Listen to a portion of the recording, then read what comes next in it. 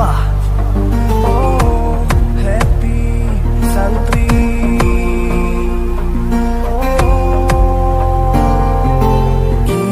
Jadi anak tuh jangan banyak bersedih,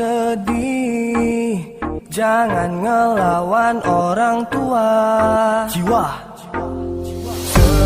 Seharusnya kita bisa jadi mandiri, bahagiain ayah bunda.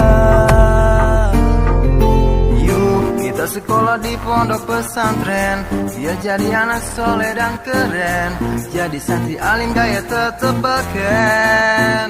Oh yeah. Yuk kita belajar menghafal Al-Quran, Jurumiyah, Imriti dan Alfiyah, bahasa Arab, Inggris dan juga Jepang.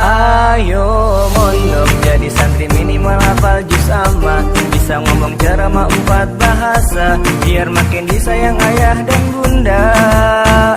Ayo mondok makan daripada sama kanoka bento, gak bisa nonton TV dengar radio, mau buka Facebook aja susah banget bro. Walau banyak hafalan yang membuatmu lelah, tetap sabar dan istiqomah demi masa depan yang indah. Mari ikhlaskan hati teman-teman semua, jadi santri itu mulia, penuh dengan hikmah dan berkah.